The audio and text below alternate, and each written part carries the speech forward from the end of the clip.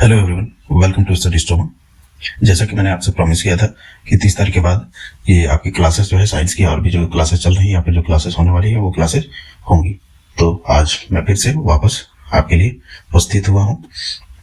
Blood का ये basic आपका ये टॉपिक जो है, आज का जो हमारा टॉपिक है वो ब्लड का बेसिक जो है उस पे क्वेश्चन रहेंगे। बहुत ज्यादा इंपॉर्टेंट है, सवाल यहाँ से आपको डेफिनेटली देखने को मिलेंगे अगर ब्लड से आते हैं क्वेश्चन तो।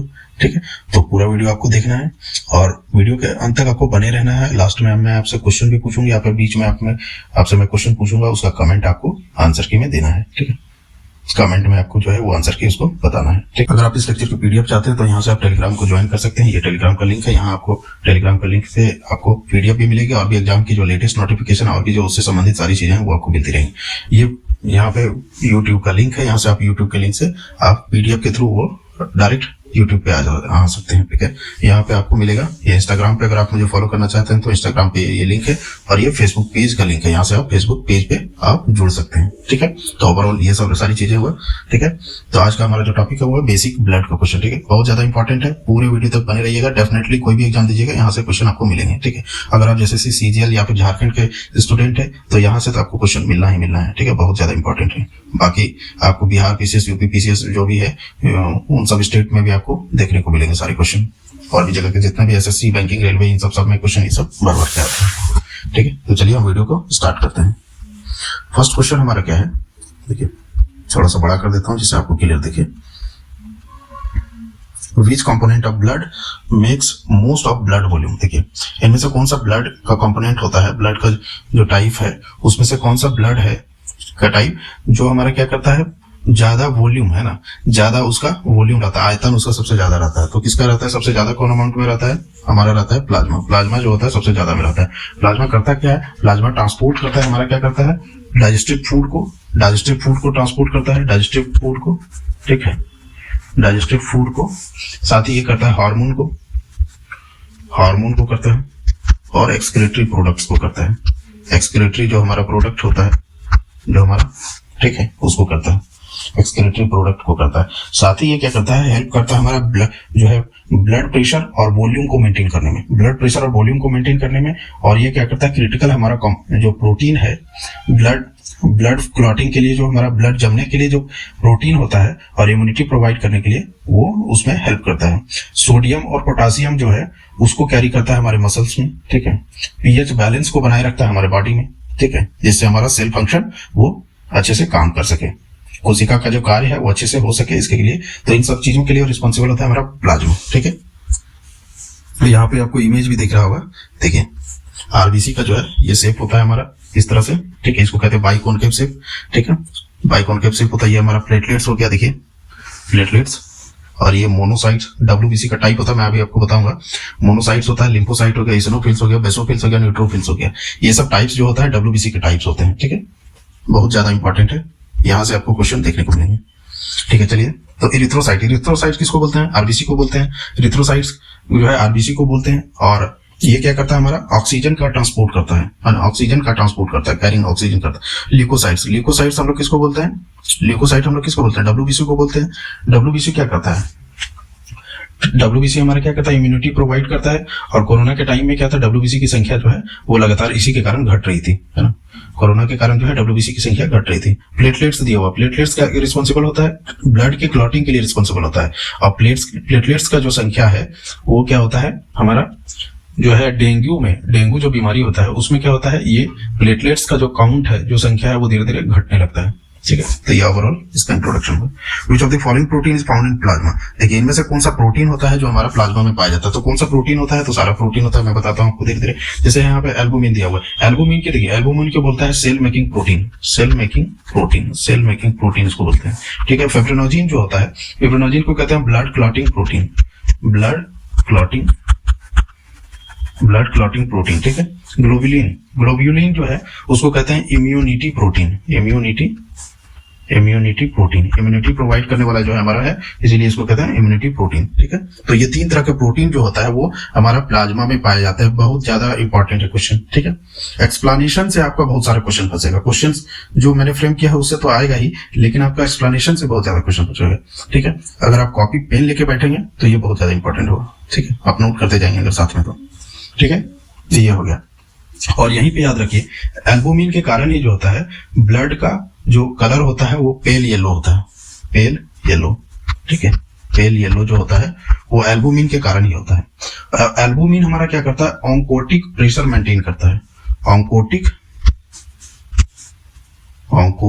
प्रेशर को मेंटेन करता है, ऑन्कोटिक प्रेशर को। तो इतना सारा फंक्शन है, ठीक है। चलिए हम नेक्स्ट क्वेश्चन पे चलते हैं। In which of the following components makes up plasma? देखिए इनमें से कौन सा जो है कंपोनेंट है वो प्लाज्मा का जो है वो मिलकर बनाता है। प्लाज्मा क्या क्या चीज से मिलकर बनाता है वो देखिए। तो प्लाज्मा हो जाएगा वाटर, प्रोटीन, ऑर्गेनिक साल्ट। इसके साथ ही आपका क्या चीज होता है, सॉल्ट तो होता है, ये शुगर होता है, फैट्स होता है, हार्मोन एंड विटामिन, ये सब सारी कुछ होता है। तो यहाँ पे आप देखिए वाटर, प्रोटीन और ऑर्गेनिक साल्ट है। तो यहाँ पे याद रखिए वाटर जो होता है 92 हो गया 92%, प्रोटीन आपका 7% होता है, ऑर्गेनिक साल्ट जो है आपका 1-2 है ना, तो 1-2% के करीब आसपास जो है आपका ऑर्गेनिक साल्ट होता है, 1-2% के। ये ऑर्गेनिक साल्ट जो होगा 1-2% इसमें, ये आपका ऑर्गेनिक साल्ट इस तरह से 1-2% होगा, ठीक है। चलिए नेक्स्ट क्वेश्चन देखते हैं। In which of the following component constitute blood corpuscles? देखिए इनमें से कौन सा कंपोनेंट जो होता है ब्लड कॉर्पसूल्स को बनाता है। ब्लड कॉर्पसूल्स जो है वो किसको बोलेंगे हम, तो कौन कौन सा कंपोनेंट होता है जिसके कारण बोलते हैं, तो आरबीसी, डब्ल्यूबीसी, प्लेटलेट्स। आरबीसी को कहते हैं एरिथ्रोसाइट्स, है ना। एरिथ्रोसाइट याद रखिए, एरिथ्रोसाइट्स जो प्रोडक्शन, जो उत्पादन होगा, जो बनेगा हमारा, वो कंट्रोल किसके द्वारा होता है, तो कंट्रोल होता है इरिथ्रोपोइटिन, एक हार्मोन होता है, इरिथ्रोपोइटिन हार्मोन, इरिथ्रोपोइटिन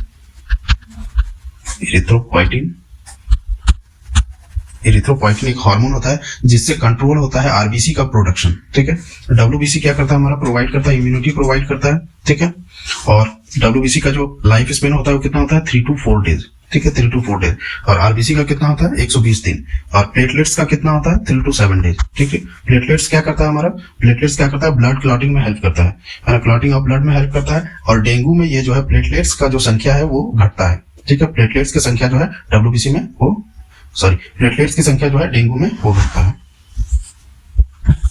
चलिए नेक्स्ट क्वेश्चन देखिए।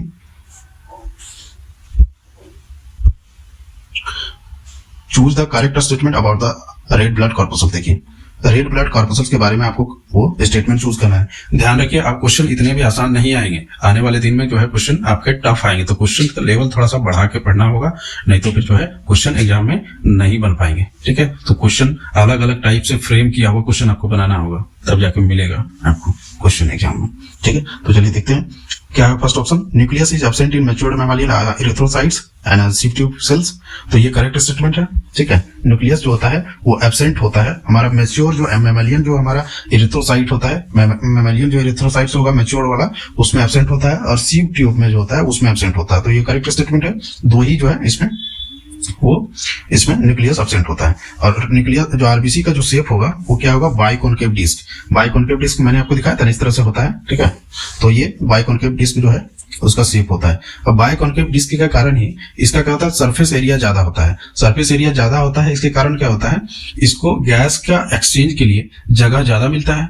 जगह ज्यादा मिलने से क्या होगा, इसका पेनिट्रेटिंग पावर बढ़ेगा, जगह ज्यादा मिलने से पेनिट्रेटिंग पावर बढ़ेगा। तो ये डिस्क शेप का फायदा होता है। और यही जो शेप है डिस्क शेप, जो बाइकॉन्केव जो शेप है, इसमें क्या होगा, अगर जब हमारा शेप चेंज हो जाएगा तो हम लोग उसको कहते हैं sickle cell anaemia. Sickle cell anaemia, sickle cell anaemia में क्या होता है, शेप हमारा जो है वो सिकल की तरह हो जाएगा। आगे मैं आपको बताऊंगा, सिकल की तरह इस तरह से आपका शेप हो जाएगा, ठीक है। तो इसके कारण क्या होता है, ब्लड फ्लो जो होता है उसमें दिक्कत आने लगता है। ब्लड फ्लो में दिक्कत आने लगेगा तो क्या होगा, ऑक्सीजन जो है वो कम मिलेगा, इसके कारण दिक्कत आएगा। चलिए नेक्स्ट ऑप्शन देख लीजिए, the rate of formation of RBC is 2.4 million पर सेकेंड इन एडल्ट। तो देखिए 2.4 मिलियन या फिर 2.4 मिलियन, वेबसाइट में जो है वो अलग अलग जगह इस तरह से लिखा है 2 to 2.4 मिलियन। तो आप याद रखिए 2 to 2.4 मिलियन पर सेकंड जो होता है एडल्ट में आरबीसी का फॉर्मेशन का रेट होता है। तो इसमें तीनों ऑप्शन जो होगा हमारा क्या होगा, करेक्ट होगा, ठीक है। न्यूक्लियस एब्सेंट होता है मैच्योर्ड मैमालियन इरिथ्रोसाइट्स में और सिव ट्यूब सेल्स में होता है, ठीक है। दूसरा ऑप्शन आपका बाइकॉन्केव होता है शेप, ये भी आप जान लीजिए, ठीक है। Rate of formation of RBC जो होता है 2 to 2.4 मिलियन पर सेकंड होता है एडल्ट में, ठीक है। चलिए नेक्स्ट क्वेश्चन देख लीजिए, आरबीसी फॉर्म्ड इन। देखिए आरबीसी कहाँ बनता है, तो आरबीसी कहाँ बनता है, तो स्प्लीन में भी बनता है, लीवर में भी बनता है, बोन मैरो में भी बनता है। सारा बताता हूँ कहाँ कहाँ कौन होता है। देखिए स्प्लीन एंड लीवर में जो होता है, स्प्लीन एंड लीवर में बनेगा ये प्रेग्नेंट जो हमारा है, प्रेग्नेंट लेडी में बनेगा स्प्लीन एंड लीवर में, ठीक है। स्प्लीन एंड लीवर में बनेगा प्रेग्नेंट लेडी में, ठीक है। और बर्थ के बाद आफ्टर बर्थ जो बनेगा वो हमारा बोन मैरो में बनेगा आफ्टर बर्थ, ठीक है। बोन मैरो में आफ्टर बर्थ, ठीक है, ठीक है। और ये टूटेगा कहां पे, जो भी है हमारा आरबीसी वो टूटेगा कहां पे, स्प्लीन में। इसीलिए स्प्लीन को क्या कहते हैं, ग्रेवयार्ड ऑफ आरबीसी। आरबीसी का जो है ग्रेवयार्ड बोलते हैं हम लोग, ठीक है। स्प्लीन में टूटेगा कहां पे, स्प्लीन में, ठीक है।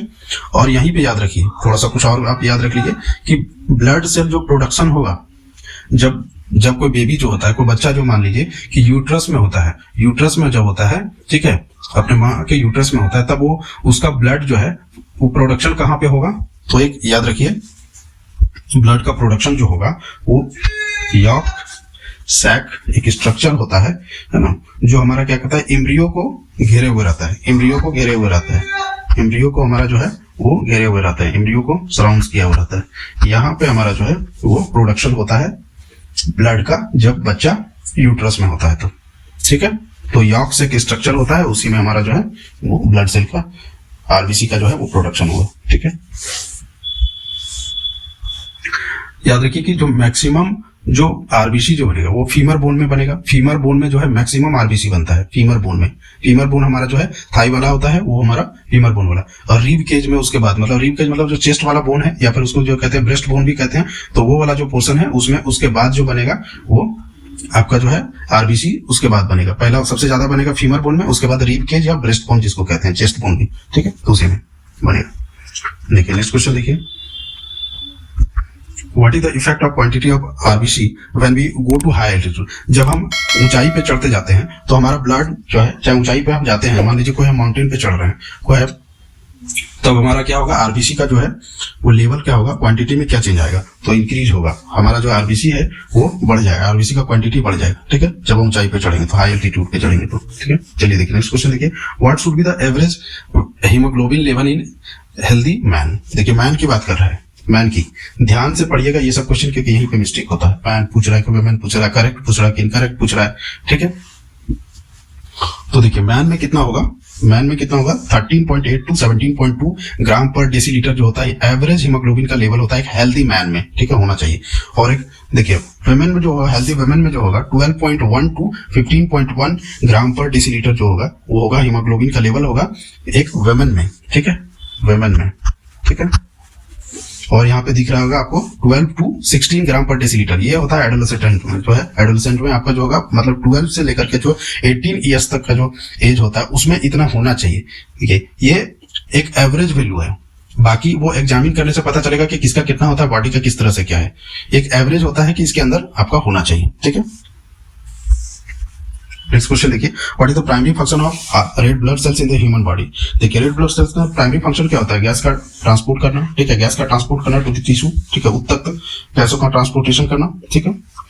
आरबीसी को क्या बोलते हैं, एरिथ्रोसाइट्स बोलते हैं। आरबीसी का शेप क्या होता है, बाइकोनकेव शेप होता है, ठीक है। आरबीसी एब्सेंट किस में होता है, ये भी मैंने आपको बताया था, आपका मैच्योर्ड मैमालियन आरबीसी, और दूसरा हो गया आपका किसमें, सीव सेल्स, दोनों में एब्सेंट होता है, ठीक है।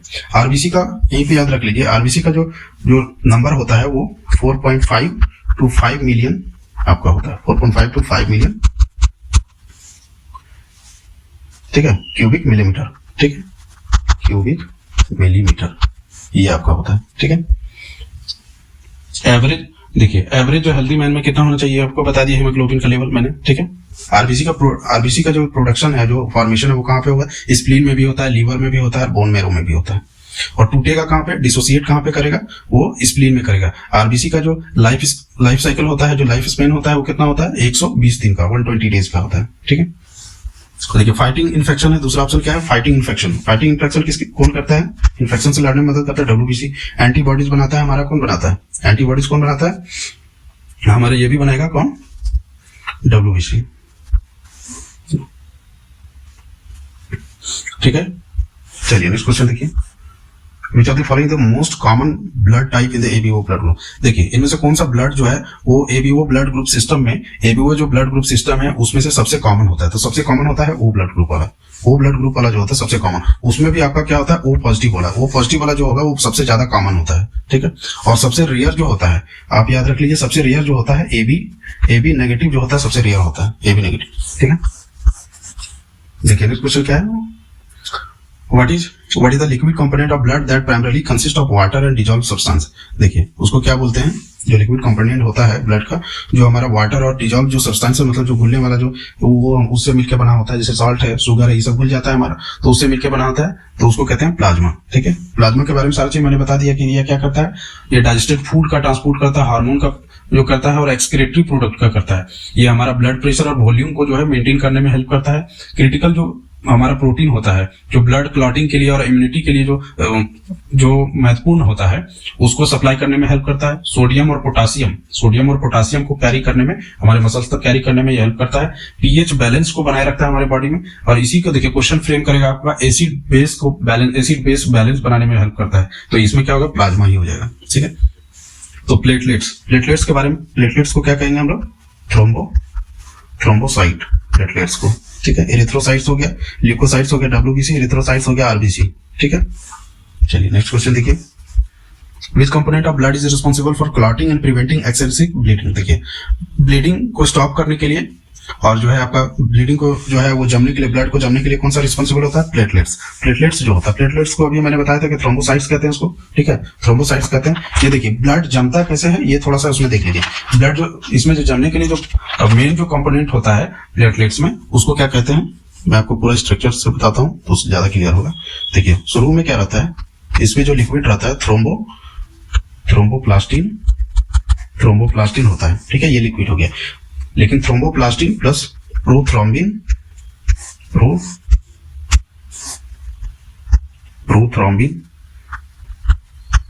प्लस कैल्शियम, प्लस जो कैल्शियम रहेगा ये मिलके बनाएगा हमारा थ्रोम्बिन, ये मिलके क्या बनाएगा, हमारा थ्रोम्बिन बनाएगा। अब ये थ्रोम्बिन याद रखिए, अब ये जो थ्रोम्बिन है, थ्रोम्बिन जो है, थ्रोम्बिन प्लस हमारा फिब्रिनोजिन जो है ब्लड क्लॉटिंग आपका फैक्टर है, मैंने आपको बताया था पहले। फिब्रिनोजिन एक क्या है, ब्लड क्लॉटिंग फैक्टर है। फिब्रिनोजिन मतलब प्रोटीन हो गया, ठीक है। तो थ्रोम्बिन प्लस फिब्रिनोजिन मिलके बनाएगा आपका फिब्रिन, और ये फिब्रिन प्लस आपका ब्लड कॉर्पसल्स, ये मिलके बनाता है आपका ब्लड क्लॉट होगा, तब जाके आपका ब्लड क्लॉट होगा, तब आपका ब्लड जो है वो जमेगा। इतना फॉर्मेशन। तो पहले में क्या क्या था, थ्रोम्बोप्लास्टिन था प्लस प्रोथ्रोम्बिन था प्लस कैल्शियम था। तो प्रोथ्रोम्बिन कहां से मिलता है, हमारा प्लाज्मा में मिलता है हमारा प्रोथ्रोम्बिन। और थ्रोम्बोप्लास्टिन कहां से, थ्रोम्बोप्लास्टिन मिलता है हमारा प्लेटलेट से, ठीक है। तो thromboplastin plus prothrombin plus calcium मिलकर बनाएगा थ्रोम्बिन, और यही थ्रोम्बिन और फिब्रिनोजिन मिलकर बनाएगा फिब्रिन, और फिब्रिन और ब्लड कॉर्पसल से मिलकर बनाएगा ब्लड क्लॉटिंग, ठीक है।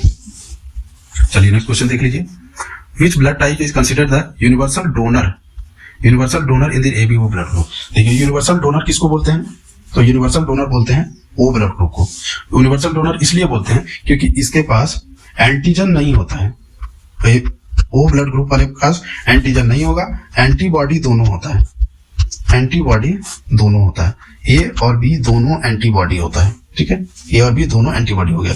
और यहाँ पे आपको दिख रहा है एबी के पास क्या होगा, एबी के पास दोनों एंटीजन होगा, एंटीजन जो होगा वो दोनों होगा, एंटीजन ए एंड बी दोनों होगा, लेकिन एंटीबॉडी नहीं होगा, आपका नहीं होगा। इसीलिए एबी को क्या कहते हैं, यूनिवर्सल रिसेप्टेंस, है ना, वो सबका ब्लड ले सकता है, ठीक है। और वो वाला ब्लड को यूनिवर्सल डोनर कहता है, वो सबको दे सकता है, ठीक है। चलिए नेक्स्ट क्वेश्चन देखते हैं, Which blood type is considered the universal receptor in the ABO blood group? देखिए क्वेश्चन भी आ गया, यूनिवर्सल रिसेप्टर किसको बोलते हैं, एबी को बोलते हैं, ठीक है। क्योंकि इसमें क्या बताया था मैंने, एबी को में क्या होता है, एंटीजन जो होता है दोनों पाया जाता है, ए और बी दोनों एंटीजन पाया जाता है, एंटीबॉडी नहीं पाया जाता है, ठीक है, एंटीबॉडी नहीं पाया जाता है। और एंटीबॉडी जो नहीं पाया जाता है, इसी के कारण क्या होता है, यूनिवर्सल रिसेप्टर ये किसी का भी ब्लड ले सकता है, ठीक है। चलिए नेक्स्ट क्वेश्चन देख लीजिए, average life span of red blood sales in the human body. तो कितना इसका जो लाइफ स्पेन जो होता है, जीवन काल कितना होता है आरबीसी का, तो ये 120 डेज, 120 दिन का जीवन काल होता है। लेकिन यहीं पे याद रखिए, जब इसका ल्यूकेमिया हो जाएगा, चलिए इसको आगे बताऊंगा क्वेश्चन को, ठीक है, आगे क्वेश्चन आएगा। ठीक है। ल्यूकेमिया में जो है वो WBC का वो बढ़ जाता है, रैपिड ग्रोथ हो जाता है, वो बताने वाला था मैं, तो WBC वाला वो था, ठीक है, WBC में बताऊंगा। यहाँ पे देखिए 120 डेज जो होता है RBC का, तो लाइफ साइकिल हो गया है ना। 3 to 7 डेज हो गया आपका प्लेटलेट्स का हो गया कितना, फिर प्लेटलेट्स का हो गया आपका 3 to 7 डेज, 3 to 4 डेज आपका हो गया क्या, WBC का, ठीक है। चलिए नेक्स्ट क्वेश्चन देखिए, which type of white blood cells are responsible for phagocytosis and engulfing foreign particle in the body। देखिए फेगोसाइटोसिस एक प्रोसेस है जिसमें क्या होता है, सेल को बाहर से कोई भी फॉरेन पार्टिकल आता है तो वो जो है उस पर अटैक करके वो खा जाता है। तो ये कौन सा होता है, न्यूट्रोफिल्स होता है, ठीक है, जो नुकसान वाला रहता है उसको खत्म कर देता है। तो फेगोसाइटोसिस प्रोसेस है और इनगल्फिंग प्रोटीन है ना, वो हमारा जो है रिस्पॉन्सिबल होता है इसके लिए न्यूट्रोफिल्स। याद रखिए इसके बारे में और भी बात है, ये पस, हम लोग का जो पस बनता है तो पस के फॉर्मेशन में हेल्प कौन करता है, न्यूट्रोफिल्स हमारा पस के फॉर्मेशन में हेल्प करता है।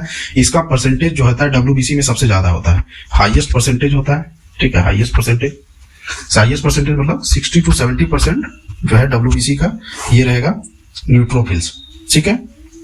और ये क्या करता है, ब्लड में इम्यूनिटी को प्रोवाइड करता है, ब्लड में हमारा इम्यूनिटी जो है उसको प्रोवाइड करता है, ब्लड में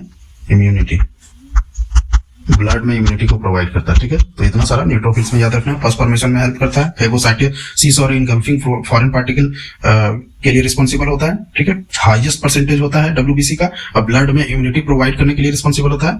चलिए नेक्स्ट ऑप्शन देख लीजिए, लिम्फोसाइट के बारे में याद रख लीजिए। लिम्फोसाइट आपका दो तरह का होता है, एक बी लिम्फोसाइट और एक टी लिम्फोसाइट। तो जो टी वाला लिम्फोसाइट होता है इसमें जो एड्स होता है, एड्स जो होगा एक्वायर्ड इम्यूनोडिफिशियंसी जो सिंड्रोम होता है एड्स के केस में, तो एड्स किसके कारण होता है, HIV के कारण, HIV वायरस के कारण।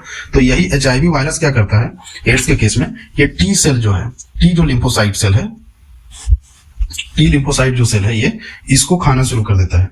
इसको खाना शुरू कर देगा तो क्या करेगा, इसको खाने शुरू करने से जो लड़ने का जो क्षमता होता है डिजीज से, बीमारी से, वो हम लोग का कम हो जाता है, ठीक है। फिर वो धीरे धीरे और भी ज्यादा प्रॉब्लम करने लगता है, ठीक है।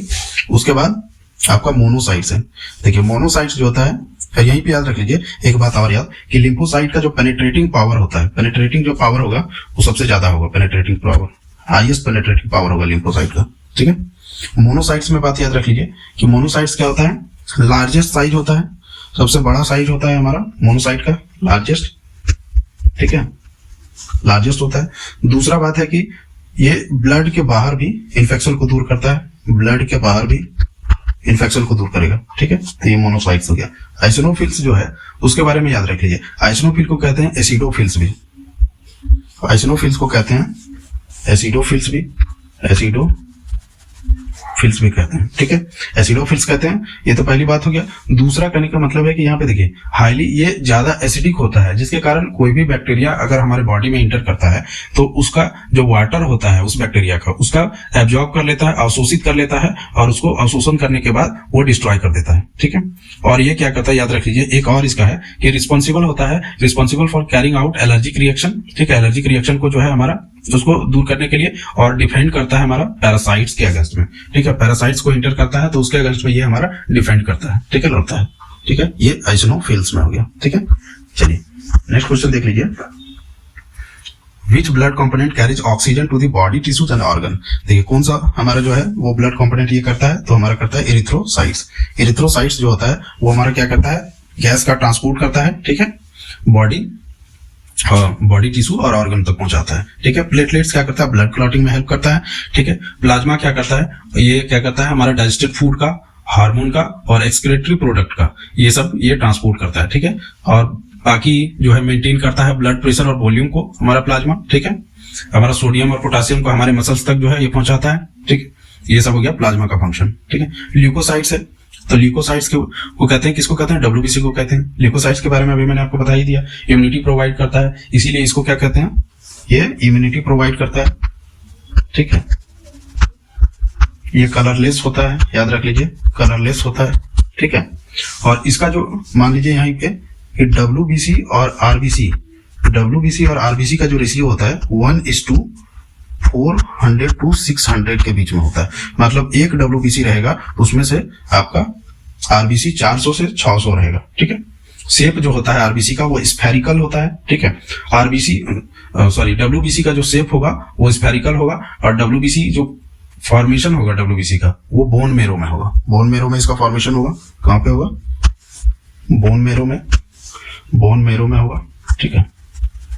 और दूसरा है इसका डिस्ट्रक्शन जो होगा वो स्प्लीन में होगा। डिस्ट्रक्शन जो होगा वो कहां पे होगा? मतलब जो खत्म नष्ट होगा वो हमारा होगा स्प्लीन में, ठीक है, स्प्लीन में होगा, ठीक है। इसका लाइफ साइकिल कितना है? लाइफ स्पेन जो होगा वो ल्यूकोसाइट्स का कितना होगा? 3 to 4 डेज, मैंने आपको बताया था अभी, ठीक है। और डब्ल्यूबीसी कितने टाइप का होता है? तो 2 तरह का हो गया, एक ग्रेनुलोसाइट और एक एग्रेनुलोसाइट्स, ठीक है। एक हो गया ग्रेनुलोसाइट्स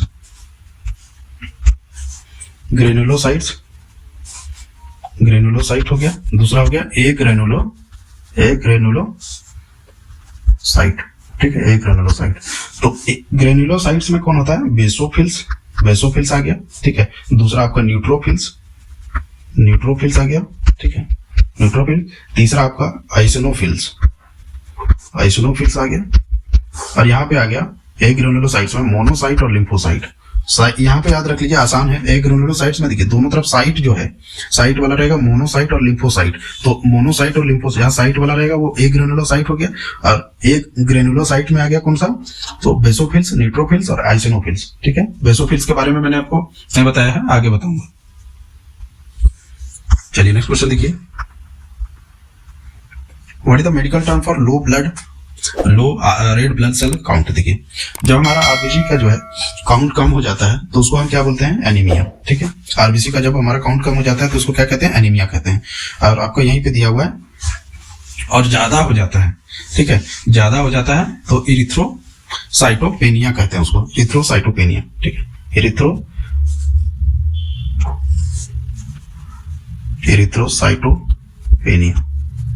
इरिथ्रोसाइटोपेनिया उसको कहते हैं, ठीक है। यहाँ पे दिया हुआ है आपका हीमोफीलिया में क्या होता है?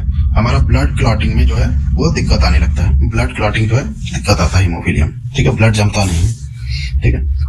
आपका नेक्स्ट ऑप्शन है ल्यूकेमिया। ल्यूकेमिया क्या होता है? डब्ल्यूबीसी का क्या है? उसमें प्रोडक्शन रैपिड होगा, बहुत ज्यादा तेजी से होगा। एबनॉर्मल कह सकते हैं कि रैपिड ग्रोथ होगा, और एबनॉर्मल ब्लड सेल का जो है वो हो जाएगा, ठीक है। तो उसको कहते हैं हम लोग ल्यूकेमिया को ही ब्लड कैंसर कहते हैं, ठीक है, ब्लड कैंसर कहते हैं ल्यूकेमिया। थ्रोम्बोसाइटोसिस, देखिए थ्रोम्बोसाइटोसिस एक कंडीशन है जिसमें क्या होता है? हमारा जो प्लेटलेट्स है उसका संख्या बढ़ जाएगा, ठीक है। तो ये भी दिक्कत है बढ़ने से ज्यादा। चलिए नेक्स्ट क्वेश्चन देखिए। Which blood cell type is involved in the human immune response and the production of antibody? तो देखिए इनमें से कौन सा जो है ब्लड सेल टाइप जो है वो हमारा इम्यून रिस्पॉन्स और एंटीबॉडी को बनाने में मदद करता है? तो कौन सा होता है? लिम्फोसाइट के मैंने बता दिया कि 2 तरह का होता है, एक बी लिम्फोसाइट और एक टी लिम्फोसाइट। टी लिम्फोसाइट को खा करके ही एड्स में जो है HIV वायरस वो जिंदा रहता है, ठीक है। आपको इरिथ्रोसाइट्स दिया हुआ है, ये सब मैंने बता दिया, प्लेटलेट्स बता दिया। न्यूट्रोफिल्स के बारे में थोड़ा एक बार और बता देता हूँ। हाईएस्ट परसेंटेज होता है डब्ल्यूबीसी का, ठीक है। और ये न्यूट्रोफिल्स में क्या करता है? इम्यूनिटी जो है, ब्लड के अंदर इम्यूनिटी प्रोवाइड करता है हमारा न्यूट्रोफिल। पस फॉर्मेशन में, पस के बनने में मदद करता है न्यूट्रोफिल्स, ठीक है। चलिए नेक्स्ट क्वेश्चन देख लीजिए। Which blood cell type is primarily responsible for carrying out allergic reaction and defending against parasites? देखिए इनमें से कौन सा ब्लड सेल टाइप होता है जो रिस्पॉन्सिबल होता है प्राइमरली कैरिंग ऑक्सीजन जो है हमारा एलर्जिक रिएक्शन जो है उसको दूर करने के लिए और पैरासाइट के अगेंस्ट में डिफेंड करने के लिए? तो कौन सा होता है हमारा? ये होता है इसिनोफिल्स किस में होता है? किसका पार्ट होता है? डब्ल्यूबीसी का, ठीक है। इसिनोफिल्स, न्यूट्रोफिल्स, लिम्फोसाइट्स, मोनोसाइट्स, ये सब सारा बता दिया है मैंने। न्यूट्रोफिल्स बता ही दिया, इसिनोफिल्स के बारे में बता दिया, ठीक है। इसिनोफिल्स को क्या कहते हैं? एसिडोफिल्स भी कहते हैं, एसिडोफिल्स कहते हैं इसको, ठीक है। और हाईली एसिडिक जो होता है, इसिनोफिल्स हाईली एसिडिक होता है, जिसके कारण कोई भी बैक्टीरिया का जो वाटर है उसको एब्जॉर्ब कर लेता है और उसको डिस्ट्रॉय कर देता है, ठीक है। तो ये हो गया इसिनोफिल्स। मोनोसाइट के बारे में बताया कि लार्जेस्ट साइज होता है डब्ल्यूबीसी का, मोस्ट पावरफुल डब्ल्यूबीसी होता है, ठीक है। और ब्लड के बाहर है, ये ब्लड के बाहर मोनोसाइट क्या करता है? ब्लड के बाहर दूर करता है इन्फेक्शन को, कौन? मोनोसाइट। और ब्लड के अंदर दूर करता है कौन? हमारा वो करता है न्यूट्रोफिल्स, ठीक है। देख लीजिए next question. What is the process of red blood sales formation called? उसको कहते हैं हिमेटोपोइसिस। देखिए आरबीसी का जो प्रोडक्शन है उसको क्या कहते हैं? हिमेटोपोइसिस। हीमोस्टैटिस, देखिए हीमोस्टैटिस क्या है? एक प्रोसेस है जिसमें क्या होता है हमारा ब्लड को जो है हमारा बाहर निकलने से रोकता है, ठीक है, मतलब मान लीजिए कहीं पे डैमेज हो गया हमारा, ठीक है, ब्लड वेसल्स कहीं पे डैमेज हो गया, तो वो ब्लड उसके अंदर ही रहने के लिए वो क्या करता है, ब्लीडिंग को रोकता है, ठीक है। तो ये होगा हीमोस्टैटिस। हीमोलाइसिस क्या है, आरबीसी का टूटना हो गया आपका हीमोलाइसिस, ठीक है। हीमोग्लोबिन सिंथेसिस मतलब हीमोग्लोबिन का बनना, ठीक है। Which blood component plays a crucial role in the maintaining the blood pressure and volume? देखिए मैंने आपको शुरुआत में ही बता दिया था कि प्लाज्मा क्या करता है, ब्लड प्रेशर को मेंटेन करता है और वॉल्यूम को मेंटेन करता है, साथ ही पीएच को मेंटेन करता है, हमारा जो पीएच है उसको मेंटेन करता है, हमारा पीएच को मेंटेन करता है, ठीक है। बॉडी के पीएच को मेंटेन करता है कौन, पीएच बैलेंस को मेंटेन करेगा कौन सा, हमारा प्लाज्मा करेगा, ठीक है। साथ ही ये क्या करता है, हमारा प्रोटीन जो है ब्लड क्लॉटिंग और इम्यूनिटी के लिए जो प्रोटीन होता है उसको सप्लाई करता है, ठीक है। चलिए प्लेटलेट्स वगैरह के बारे में भी बता दिया मैंने, एरिथ्रोसाइट्स के बारे में बता दिया, लिम्फोसाइट के बारे में बता दिया है। What is the term for blood clot, blood clot that forms inside a blood vessel. देखिए इनमें से कौन सा टर्म है ब्लड क्लॉटिंग के लिए, क्या हम लोग जो बोलते हैं, है ना, बॉडी ब्लड वेसल्स के अंदर जो होता है, तो ब्लड वेसल्स के अंदर जो होगा उसको हम लोग क्या कहते हैं, ब्लड वेसल्स बोल रहा है ना, ध्यान से देखिएगा, उसको कहते हैं थ्रोम्बस।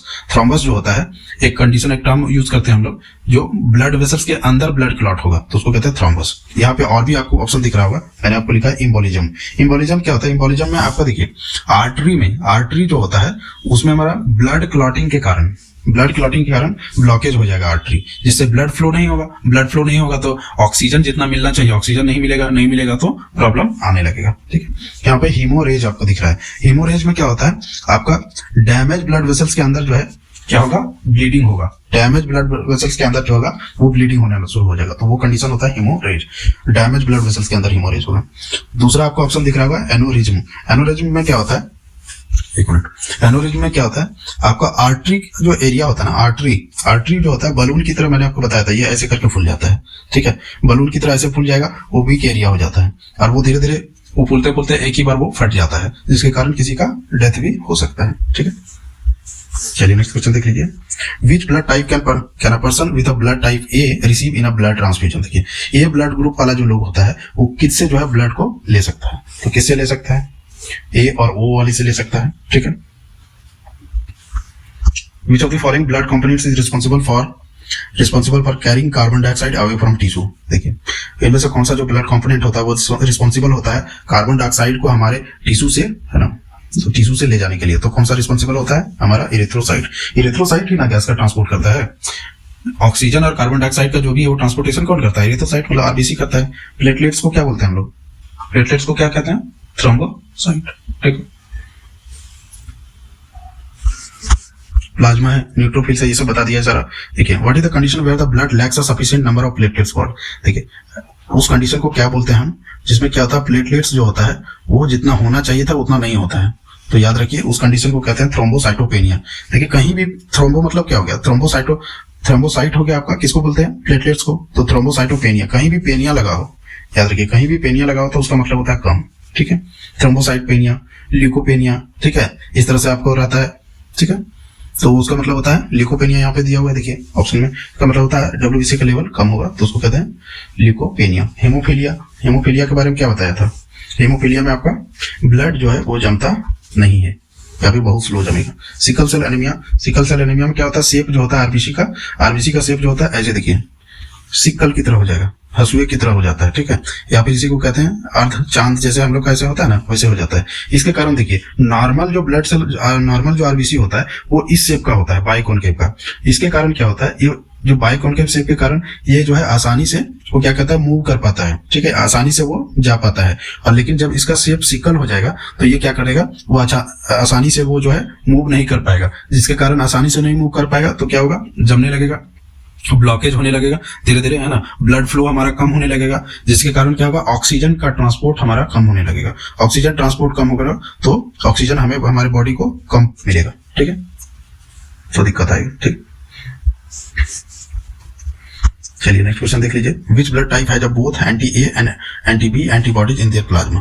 देखिए इनमें से कौन सा जो है हमारा दोनों में जो है एंटीबॉडी रहता है, ठीक है, कौन सा ब्लड टाइप में हमारा जो है दोनों एंटीबॉडीज रहता है, तो कौन सा में रहता है, वो बोल रहा मैं, ओ वाले में दोनों एंटीबॉडीज रहता है लेकिन एंटीजन नहीं रहता है, तो ओ के पास कोई एंटीजन नहीं होता है लेकिन दोनों एंटीबॉडीज होता है। ए बी वाले के पास दोनों एंटीजन होगा, ए एंड बी दोनों तरह का एंटीजन होगा लेकिन कोई भी एंटीबॉडी नहीं होगा, कोई भी एंटीबॉडी नहीं होगा, ठीक है।